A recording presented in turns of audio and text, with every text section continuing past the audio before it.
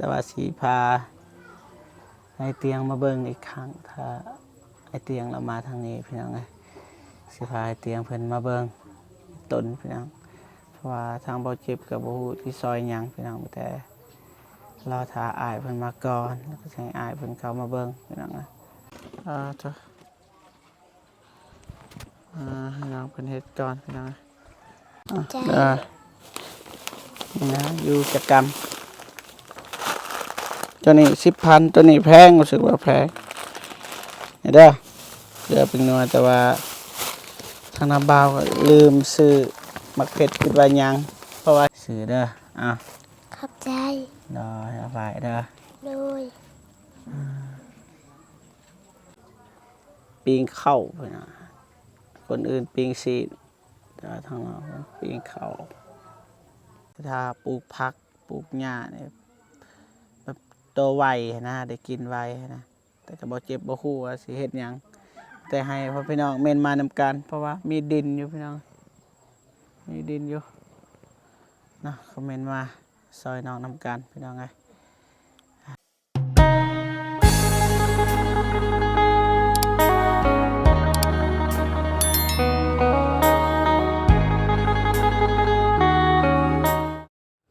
โอเคพ่อพี่น้องเนาะทางบ่เจ็บแล้วก็บ่เมกเดินทางมาบ้านกันดอนเนาะไปหาน้องบัววันพี่น้องนะอายุ9 ปีพี่น้องที่ทางบ่เจ็บแล้วก็บ่เมกได้ถ่ายทำในมื้อก่อนหั่นพี่น้องนะแต่ว่ามื้อนี้บ่เจ็บก็มีงบจากผู้ใหญ่ใจบุญพี่น้องเนาะ500 บาทพี่น้องแต่ว่าทางผู้ใหญ่ใจบุญเพิ่นให้ซื้ออีหยังก็ได้พี่น้องเนาะแล้วแต่บ่เจ็บแล้วก็ทีมงานพี่น้องนะทางบ่เจ็บก็ได้ซื้อเกลือซื้อนัวแล้วก็ส่วนที่เหลือมันสิมอบให้น้องเพิ่นเพราะว่าทางบ่เจ็บแล้วก็บ่เมกบ่ฮู้ว่าสิซื้อหยังนะให้น้องเพิ่นอยากกินหยังอยากเฮ็ดหยังก็ให้น้องเพิ่นซื้อเองพี่น้องเนาะกับทักทายสบายดีและสวัสดีพ่อพี่น้องเบิดสุขคนพี่น้องเนาะ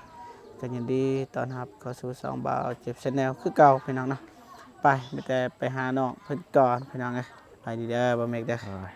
สวัสดีทางบ่เจ็บก็ซื้อนี่แหละพี่น้องเอ้ยเกลือกับปิ้งนัวก็60 ปลายพันแล้วก็เกลือเท่าไรแหละเหลือประมาณ60 ปลายพันนี่แหละ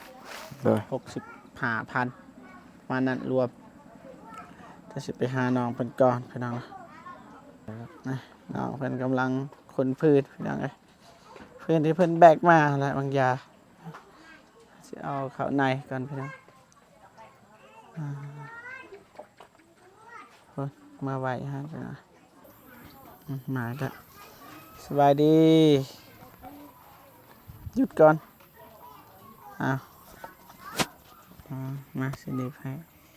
มาแต่ใช้บางยาแต่ส่วนอันนี้นี่แม่ว่าท่านนี่มาเปล่าบ่ได้พี่น้องเอาพื้นเข่าก่อน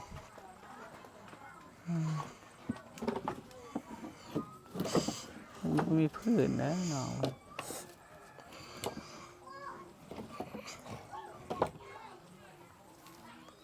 ได้ลายป่ะกับแม่เพิ่นบ่แม่ว่าท่านมาเปล่าบ่ไก่ป่ะไก่ไก่นี่ไก่ส่วนยางพี่น้องแต่ก็บ่เจ็บก็บ่ฮู้ว่าส่วนยางใส่จ้ะให้น้องเพิ่นเฮ็ดก่อนพี่น้องบ่แม่นว่าบ่อยากซอยพี่น้องคืออยากเบิ่งวิธีของน้องเพิ่นเฮ็ดเกลือแต่ละมื้อนึ่งข้าวนึ่งน้ำก็เป็นไปตัดพอกไปตัดพื้นเป็นมีสารอาหารลืมซื้อนมให้น้องเพิ่นน้องนี่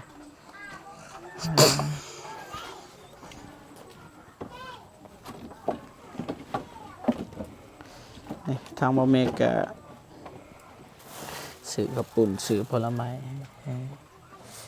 น้องเพิ่นน้อง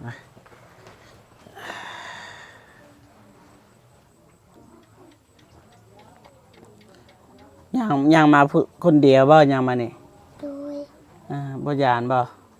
ยานก็มาคนเดียวเลยยานแต่ว่ามาคนเดียวด้วย แม่ว่าท่านแม่มาจากโมงจ้ะน่ะ บ่ฮู้ ตอนแรงเพิ่นบ่ โดย มื้อนี้ก็บ่ได้เรียนพี่น้องเอ้ยวันอาทิตย์วันอาทิตย์นี่แหละบ่เรียนมื้ออื่นเซ็งบ่มื้ออื่น โดย กะว่าได้บ่เรียนเก่งอยู่บ่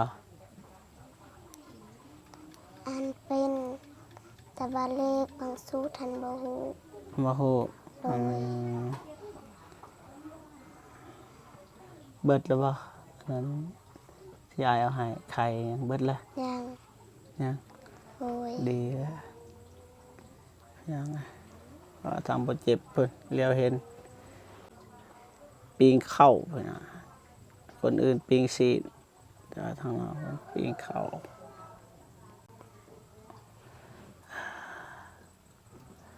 ได้หยังกินมึงยะ กินไข่ ตอนเช้าบ่ โดย กินไข่บางกี้นี่กินหยัง กินข้าวปุ้น ไผซื้อให้รู้จักซื้อเพิ่นบ่ บ่ลืม น้าบ่าวเมฆโอ้บ่ ฮู้ เพราะว่าทางบ่าวเมฆเพิ่นเคยมาแล้วพี่น้องเอ้ยแต่ว่าสิพาไอ้เตียงมาเบิ่งอีกครั้งถ้าไอ้เตียงเรามาทางนี้พี่น้องเอ้ยสิพาไอ้เตียงเพิ่นมาเบิ่งต้นพี่น้องเพราะว่าทางบ่เจ็บก็บ่ฮู้ที่ซอยหยังพี่น้องแต่รอท่าอ้ายเพิ่นมาก่อนแล้วก็สิให้อ้ายเพิ่นเข้ามาเบิ่งพี่น้องเอ้ยนักเติบพี่น้องเอ้ยแบบครอบครัวแบบบ่สมบูรณ์แบบนะพี่น้องเอ้ยทางพ่อเพิ่นก็เป็นลมชักแหน่ไปหากินก็ยังบ่กล้าพี่น้องเอ้ยแถวห้วยแถวหนองน่ะแห้งเข้าใกล้บ่ได้เลยยันมันเป็นมามันสิอันตรายพี่น้องนะแต่ว่าส่วนหลายก็ให้เพิ่นอยู่นั่นแหละเฮ็ดอะไรพี่น้องเอ้ย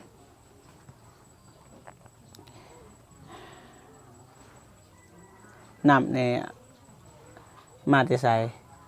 เสียเงินบ่ค่าน้ำ เสีย เดือนเท่าไรคิดว่า บ่ฮู้ โอ้นะปกติแล้วเพิ่นยังน้อยพี่น้องมักเผ็ดยังบ่มักเผ็ด บ่ บ่มีแล้ว โดย อ่าเกลือเป็นนัวเลย บ่ เบิดเลย โดย เกลือเป็นนัวมื้อนั้นเบิดตัวใส่มื้อนั้นเบิดแล้ว โดย จ้ะน้อยเบิดจะสิเฮ็ดอะไรแล้วพี่น้องทางบ่เจ็บก็สิเพราะว่าบ่เจ็บซื้อเกลือซื้อมื้อนัวมาให้พอดีเลยพี่น้องเอ้ยแต่ว่ามักเผ็ดนี่บ่ได้ซื้อพี่น้องน้ำนมอิหยังก็บ่ได้ซื้อเพราะว่าทางผู้ใหญ่เพิ่นโอนเงินมาให้500 บาทก็ถืออยู่300,000ปลาย330,000ทางบ่เจ็บก็ซื้อเกลือซื้อเป็นนัวรวมทั้งหมด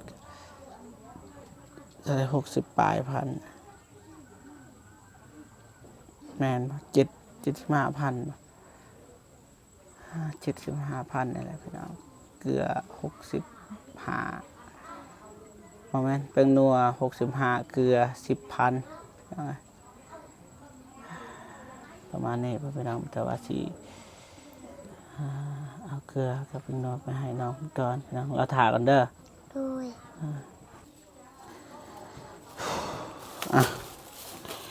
เกลือบ่ฮู้ว่าอยู่นี่ทงเท่าไหร่อ้าย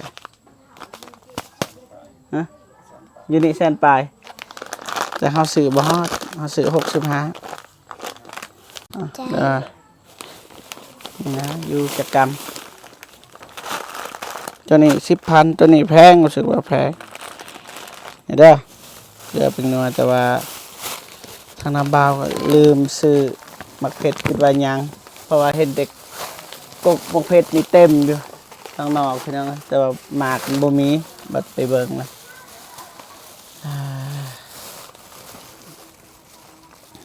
แต่น้ำบ่าวสิเอาเงินให้เด้อพอทางผู้ใหญ่เพิ่นโอนเงินมาให้500 บาทเงินกีบก็330,000นะพี่น้องแต่เฮาก็ซื้อเกลือเป็นนัวนำแต่ว่าเหลือแต่เท่านี้แหละพี่น้องเหลือ200,000 255,000เด้อถ้าว่าสิเอาเงินให้เด้อ โดย 200,000พี่น้อง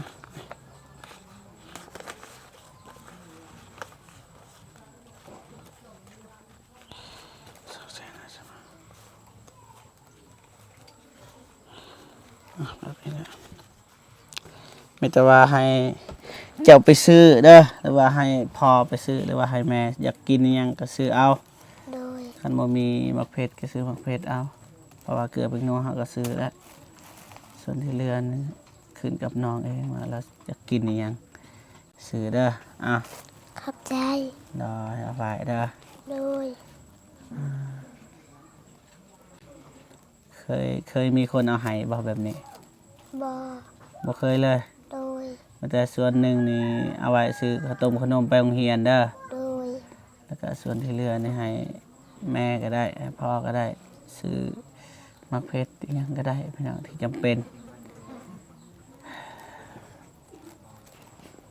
แต่มื้อหน้ามื้อเนึงก็อาจสิมาใหม่เด้อ โดย ถ้าว่ามีผู้ใหญ่เพิ่นอยากให้บ่เจ็บเป็นสะพานบุญบ่เจ็บก็มาแบบนี้แหละพี่น้องอยากซอยน้องเพิ่นอยู่แต่ว่าทางทีมงานเฮาคือฮู้แล้วเฮาก็บ่มีนัดนวดรถก็ยังยากพี่น้องว่ากันแต่ยังสั่นเด้อ โดย นาบ่าวก็สิกลับแล้วบัดนี้แต่สิเอาไปเบิ่งอันนี้แหละกบมักเผ็ดพี่น้องเอ้ยเห็นกบหลายก็เลยบ่ได้ซื้อคือว่ามีพี่น้องเพิ่นเด็ดเอาไว้นะหรือว่าเก็บไว้วันสุดท้ายร้านเพิ่นว่าบ่มีพี่น้องมีแต่ว่าให้ร้านขอบอกขอบใจขอบบุญกับคุณเป็นบ่ บอ บ่เป็นแล้วว่าตามนาบ่าวเด้อ โดย เอานบมือขอบใจหลายๆเด้อผู้ใหญ่ใจบุญ ใจหลายเด้อพ่อใหญ่ใจบุญ สิโอนเงินมาให้ จะโอนเงินมาให้ ขอให้ผู้ใหญ่ ขอให้ผู้ใหญ่ จงมีแต่ความสุข จงมีแต่ความสุข สุขภาพแข็งแรง สุขภาพแข็งแรง ขอให้อายุมันคนยืน ขอให้อายุมั่นคนยืน ความเจ็บบ่ให้ได้ เอาเจ็บบ่ให้ได้ ความไข้บ่ให้มี ความไข่บ่ให้มี ปรารถนาสิ่งใด ปรารถนาจึงใด ขอให้ได้สิ่งนั้น ให้ได้สิ่งนั้น ให้มาเท่าใด ให้มาเท่าใด ก็ขอให้ ก็ขอให้ กลับคืน กลับคืน สู่ไปหา สู้ไปหา ผู้ใหญ่ใจบุญ ผู้ใหญ่ใจบุญ ร้อยเท่าพันเท่า ร้อยเท่าพันเท่า สาธุ สาธุ ได้พี่น้องเอ้ยหลานเพิ่นก็อวยพรบ่เป็นนักบ่เจ็บก็เลยพาอวยพรพี่น้องก็ประมาณนี้ก็บ่ว่าเพิ่นพี่น้องว่าเพิ่นก็ยังน้อยแน่แหละพี่น้องเอ้ยไปมาแต่อาเมียนเด้อนี่อาเมียนเคยไปจะใส่ไปไหว้สบายดีเด้อ สบายดี สบายดีทั้งนั้นนะสบายดีเด้อพี่น้องกันบ่ โดยพี่น้อง น่าจะเป็นพี่น้องกันแหล้วอยู่บ้านเดียวนะ โดย อันนี้ก็คือ ลูกอ้าย อันนี้ก็คือพอข้างนอกบ่ โดย อ่าเห็นกกมักเพชรขึ้นลายนี่ทางนี้นะไป ไปที่ยัง ไปเบิ่งพี่น้องเอ้ยแต่ว่ามันบ่หมากแต่ว่ากกมันงามพี่น้องเอ้ยฮะบ่เห็น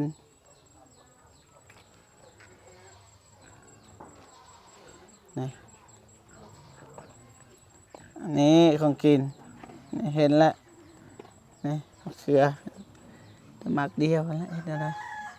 อันนี้ก็แมนบ่ส่วนจุฬานบ่ โดย ภาคอีกครูไปเบิ่งนั้นเลยอันนี้เราเข้าพี่น้องนะเราเข้าคนอยู่ในบ้านนั่นแหละแต่ว่าบ่มีเคือนนั่นนะก็เลยไปอยู่แล้วก็ต่อเติมไหมคือบ่ปลูกผักกาดบ่คือบ่ปลูกผักกาด บ่มีเบียร์ เอาว่าสิซื้อให้มื้อน่ะ เอา อ่าว่าอยากให้หลานเพิ่นมีแนวกอกแนวกินอะไรพี่น้องเอ้ย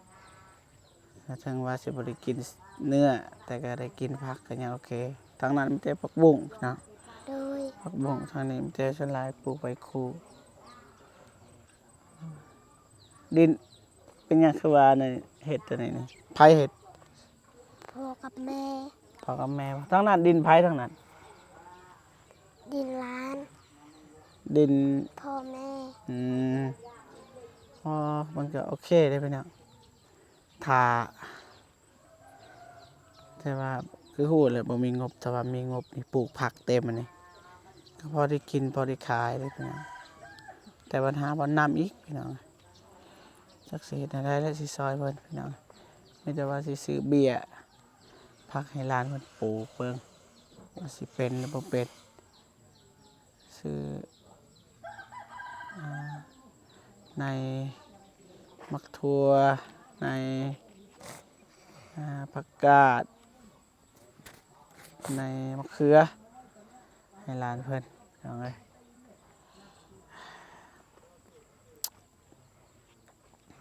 มาจากสิวาเลยเพิ่นเอาไง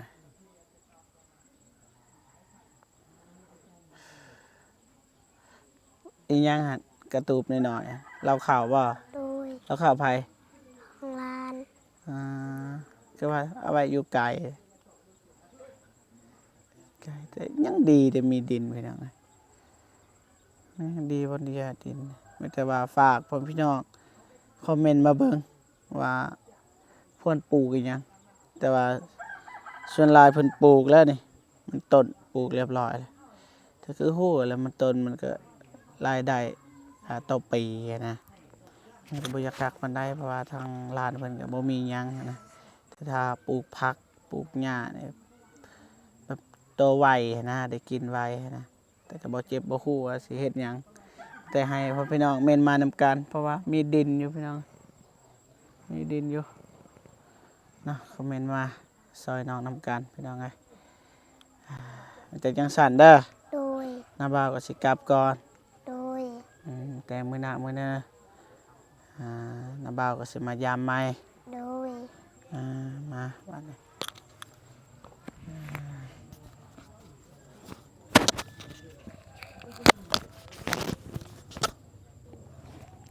โอเคไปพี่น้องเนาะบ่าวเจ็บกะสิจบคลิปก่อนนอกจากนั้นก็ขอบอกขอบใจขอบคุญขอบคุณ FC ทุกท่านที่เข้ามาให้กำลังใจตลอดมาพี่น้องเนาะพิเศษสุดก็คือขอบอกขอบใจขอบคุญขอบคุณผู้ใหญ่ใจบุญเนาะพอเพิ่นที่ไว้วางใจบ่าวเจ็บเป็นสะพานบุญในครั้งนี้นะจังไดก็ขอให้พอเพิ่นเนาะจงมีแต่ความสุขสุขภาพแข็งแรงขอให้อายุมันวันยืนนะความเจ็บบ่ให้ได้ความไข้บ่ให้มีนะปรารถนาสิ่งใดขอให้ได้สิ่งนั้นนะสาธุเจอกันคลิปหน้าพี่น้องสำหรับคลิปนี้สบายดีเด้อพ่อพี่น้องเบิดสุขสุขคนขออนุญาตเดินทางไปก่อนพี่น้องนะไปบ๊ายบาย